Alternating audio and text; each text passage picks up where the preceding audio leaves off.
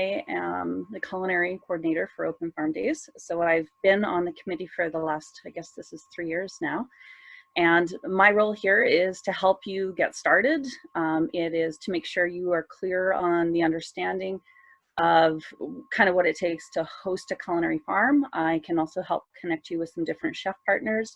I can also help connect you with some of the regulatory forms and stuff that you need. So I am here. I am here for one-on-one consultations. You will find my information at the end of this presentation, but please feel free to book some time with me and I can help you and we can talk about what your event is and find out different ways that I can work with you. I'm hoping you've had an opportunity to print out the little booklet that we've sent.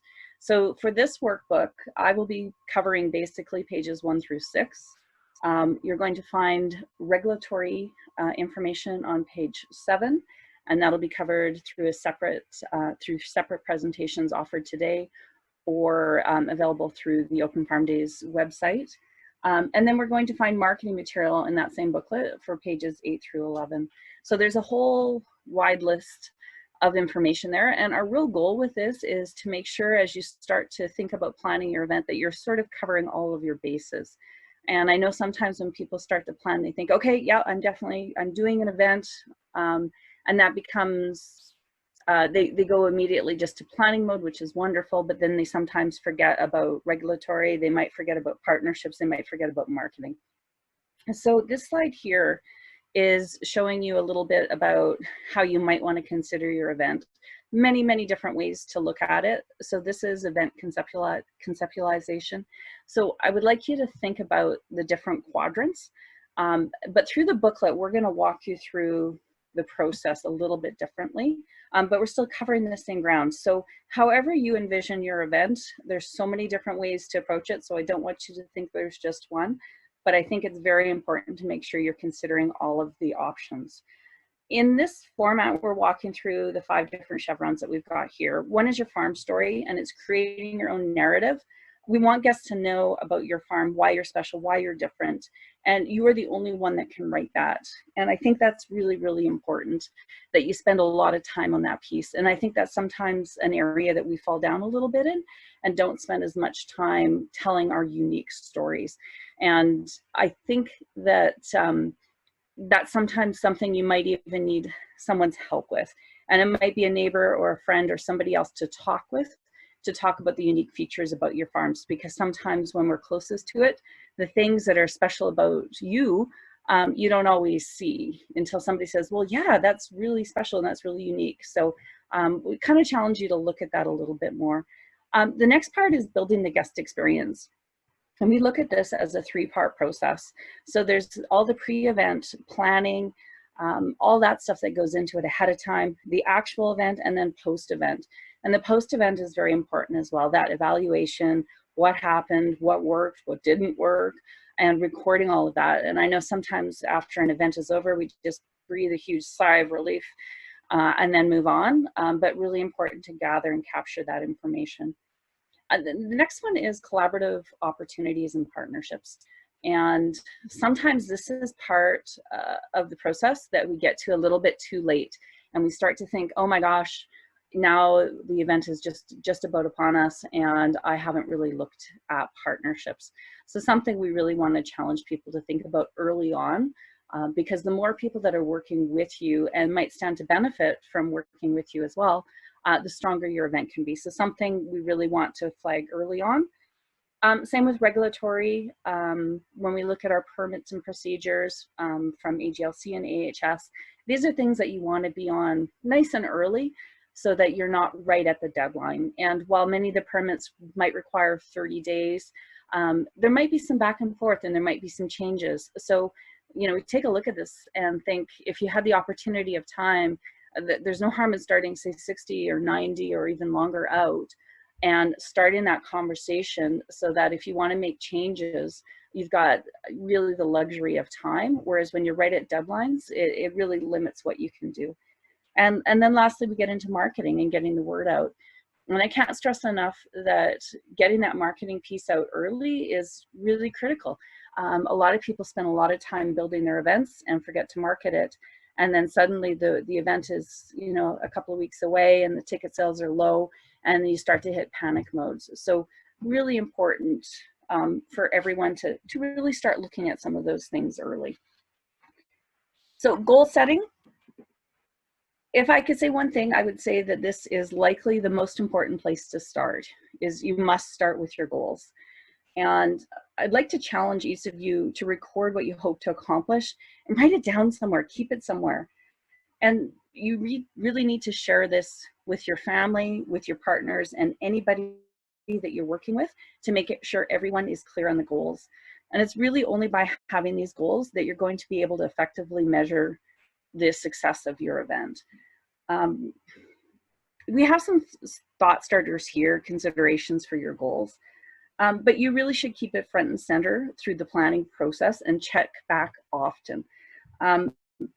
A lot of times what happens is as you start to plan, your goals are going to change, and that's okay, because projects do tend to evolve as we work with them. But if your goal has changed, again, you want to make sure you record it and you let all of your partners know what you're trying to do. And I think a lot of times people say, well, I really want to use this as a marketing opportunity. I want to have, 400 people on my farm this year. So I'm going to, here's my plan and here's the things I'm going to do. So your goal then becomes that raised awareness and more people on your farm. And then at the end, you might sit down with your significant other and say, oh, well, we only sold X amount of products. So again, it's really clear. It's really important to be clear about the goal, because your goal might have been to hit that number and you did. And now you're actually measuring it against another goal that you didn't stipulate. Because if your goal was to sell more things, then you would prioritize how you're marketing your products, how you're selling them, and what you're doing. So really, really important, I believe, to set things up so that you know what your goals are and that you can measure against them. All right, as we move on, I'd like to talk a little bit about your taste of place. And this was something that was touched on by Andrea, but you have a unique food story, and it's something that's very special to you. And I'd like you to think about almost the 5 W's when you think about your food story. And I'd like you to think about it as if you're writing an article about your farm. And a lot of times when I ask people about their farms, I get a very simplistic answer. Well, it's a farm. Here's what I'm doing. And you're not really diving deep enough into it. So I challenge you each to think about the history of your farm, the land, the whole story behind it. And then after that, I challenge you to think about your family story and who you are and why you're farming and what you hope to accomplish and why you do what you do every day. And those 2 things are really important. And then as you move forward, now I want you to start to think about your event. And really, you should see a continuity between these, your farm story to your family story and to your event. They should really reinforce each other, and it makes sure that you're on the right page. If it's this, story that you're creating, you want it to run all the way through. So please think about who, what, where, when, why, and hows as you start to think about your farm and your story, and as you start to write about who you are. As you can well imagine, with Open Farm Days, it's so exciting that we have 150 farms participating. So the important thing becomes you have to think about how you're different, and your guests need to know about how you're different as well. They need to know what to expect when they come to your event and when they come to your farm. So make it really easy for them, and that will really help with you for your Open Farm Days and the expectations of your guests that arrive. I'm going to walk a little bit through farm assets. You've got a checklist in your workbook, but this is breaking them down into some different categories, and just to help start you to think about what you have on the farm. And usually when I'm talking to people about their farms, what we want to start with is, what do you have? So I'd like you to sort of take that checklist and start to walk through your farm and figure out what are the assets that are on your farm already, and or what can you use that might be converted into something else that could be used as part of your event. And sometimes this is helpful to do with somebody else. You can ask your kids. They might see things a little bit differently than you do. And also guests that have come to your farm in the past. You might want to share, hey, I'm looking at doing an event, and I was just curious your perception of my farm. And they can probably help you a little bit as well. And when we start to think about our assets and the things we have, there's obviously what's on their farm.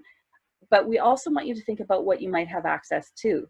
So perhaps there's a neighboring farm that you would like to work with, and maybe they have things that they can contribute and you can pull your resources together.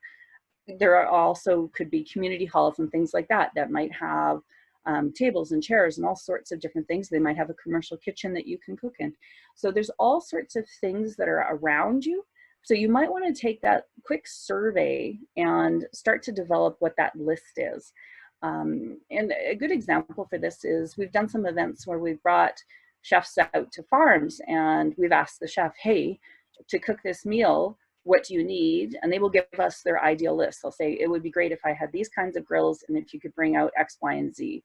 And we'll go to the trouble, we'll bring out all those things and we'll get out there and they'll say, oh, well, you didn't tell me you had this. I could have worked with that. So again, it's that opportunity to figure out that whole list of what you have. And when you move forward and start working with other partners, you can say, here's what I have.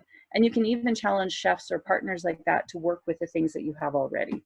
So you might not need to supplement quite as much as you think. As we move outside of your farm, we want to look at a sort of a tasted place checklist from your region.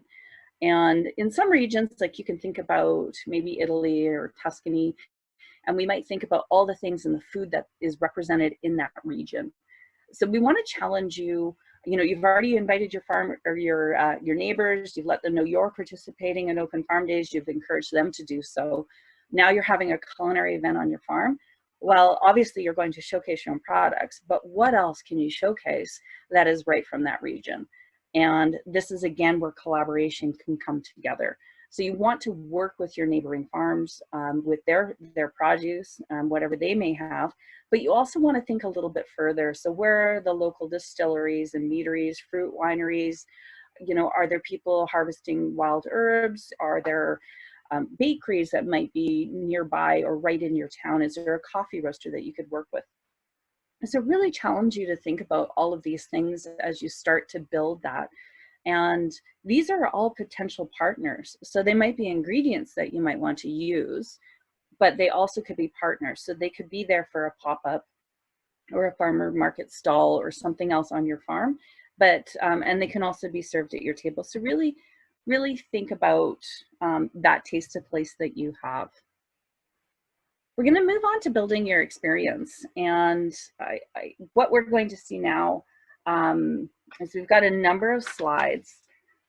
And it's really about thinking about your food story and how you want to portray what it is. How do you describe your event?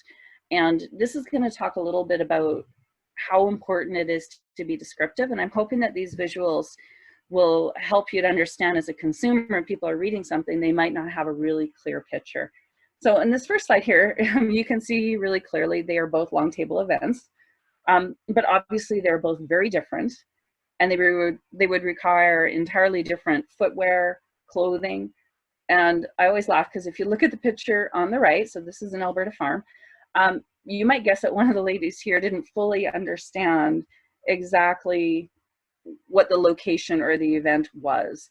And I can't even imagine what her footwear looks like, but she looks like she's at a wedding, and everybody else looks like they're at a farm function. So again, the importance of understanding clarity in your description. So even a long table dinner, both of these are, you would want to write these up, you know, quite a bit differently. We're going to move on to service. And again, it could be the same function. And in one side we have table service and the other we have buffet. They are both great opportunities, but something that you probably want to indicate on your invitation or your information, because it offers, just if you have mobility issues, if you have issues around food contaminants, or if you're highly allergic to things, buffets for people like that could be quite scary. They are looking for individual plated programs. So again, something that you will want to mention, and it saves you from having to answer a lot of questions back and forth. Here we have two different service options again. So we've got plated, and this is family style. Obviously, again, very different. Family style is a bigger risk if you've got anyone that has any food allergies. On the flip side, family style is so much easier if you have smaller service staff. Plating requires a lot more time from your chef, and it also requires them to have a lot more helpers, both in helping to plate and helping to serve. So our costs are going to go up in terms of manpower if we look at something like this. Whereas we take a look at the other side, these have been done on seasoned planks, and a huge long plank is going to go out for a long table dinner. We've got a couple people carrying it out. And in this case, the individual we keep with the same plates, so we have much less turns at our table for cutlery, for plates, and for service, and they still have an amazing meal. So again, you just kind of want to think about what you're doing, and this is a great question to also ask your chef. Hey, what do you think the best way is to proceed, and why? If we take a look at this one here, we've got casual versus formal. Again, here we've got a setting where we're in a kitchen, and it's just kind of a fun, informal event, whereas formal options as well. So really important to indicate the style of your dinner and how you want to play with some stuff. So there's no wrong way, but again, describing your event and using pictures. I think you can see by taking a look at these things, you've got some pretty clear ideas of what the event is when you can see the picture. And we can talk to people about wear appropriate footwear, and that means something different for everyone. You can see here we've got still rubber boots, but they're a bit more formal and it's a bit more dressy, and it might be more for a elegant but outdoor event, whereas, hey, guess what, it's going to be mucky on the farm, rains in the forecast, wear your boots, that's perfectly fine. But you can see if you're in that long table dinner, that was the indoor barn, one would be far more suitable than the other. So help your consumers to make the proper choice for your venue and your event. I always like to talk about music, and it is the great thing to add to your events. And there's so many different ways to approach it. And you can go with recorded music, which just requires that you have a speaker system and a setup playlist. You can bring in local artists. Some of you might be surprised at the low cost for something like this. Hunting around a little bit and finding somebody to come in and play. You might have a soloist, and you might be able to bring them in for, $200, $300 for people that are, just getting started. And then if you're looking to have something bigger, then obviously you can have bands and other things. But again, saying we have music, it covers such a wide variety. So I would be particular in explaining what that is so that everybody understands. Another thing that's always interesting is understanding when to arrive and when to leave. And sometimes by descriptions, it's a little bit challenging to tell. You can tell that the picture on the right, we've got a lengthy event planned. This is a formal event. It's still outdoors, and this one's going to go all night. You can tell just by looking at this, it's table service, it's coursed meals. There's going to be, 7 o'clock seating, and you're there till 10 o'clock in that same chair, and that's great. And you know that. On the left-hand side, we can see that, hey, maybe this was a pop-in. Maybe it's still that 7 to 10, but it wasn't everyone arrive at 7 and everyone leaves at 10. It could be staggered starts. So make sure that you're communicating this in your write-ups so that people understand. We have had people that have arrived halfway through an event saying, oh my gosh, it said 7 to 10, but I figured it was staggered starts, and you just helped yourself. They had no idea, missed half a meal. So again, there's no such thing as over communication when it comes to information about your events. This, a takeaway is something also that I would challenge you to include. And I think this is something that often gets forgotten about. But typically on a farm, you're selling something, and whether it's vegetables or herbs or whatever it is, you might want to consider a way to work this in. We're not suggesting that this be a freebie by any means, but build something like this into your purchase price. Everybody then gets to leave with something from the table. It's kind of exciting. It might remind them of an upcoming event you have. It might be the opportunity to slip in a note that talks about a CSA program or the markets that your products are available at. So take this opportunity to really reinforce your brand and have your guests leave with something that's a keepsake that's going to remind them of your evening. Now, as we move on to budget, I'm going to say after goal setting, this is probably one of the most important slides that we have. And this is also something that people sometimes don't spend as much time on. And I understand this, but I would like to challenge all of you that are doing any sort of culinary activation to have a budget. And if you're not too sure where to start, the template that you can see on the right-hand side, this is part of Microsoft Office. So this one is just called Event Budget. So you can download this, it's for free. And it has all the categories that I'm talking about today built into this. So it talks about your social media and marketing and food costs and venues and lighting, and has all of those things in there. It also spits out a P&L for you. So you can take a good look at what, where your break even is, how much money you are scheduled to make. And also if you don't hit your projected head count, where those concerns might be. So if you don't have a budget, I challenge you to download this one. And if it's not this one, if you go and just do a search and look for event budget templates, there are many, many free ones out there. So make sure that you've got this as part of your budget planning. If you've got questions about it, take a start at it and give me a call, and I'm happy to go through your budget with you. And if I see anything that's missing or that you might want to consider, I am happy to kind of walk through that, but really don't overlook this, such an important part of your event planning. All right, now, as we move into the last couple of slides, I'd like to talk a little bit about partnerships. And I mentioned them earlier in the presentation when we talked about building your taste of place and who's there for you. And partnerships are an incredible opportunity for you to share in the brainstorming of your event, to share in co-marketing, and to actually have a lot more fun and work together with people. So something that you really want to consider. But what I would challenge you to do is when you're setting that goal setting right at the beginning, what do I want to do? How do I want to do it? This partnership piece becomes who can help me do it better. And so I would like you to think about that. But I think the other important thing to consider, if you're inviting someone to your partnership, at this point, you've had a chance to think about what you want to do.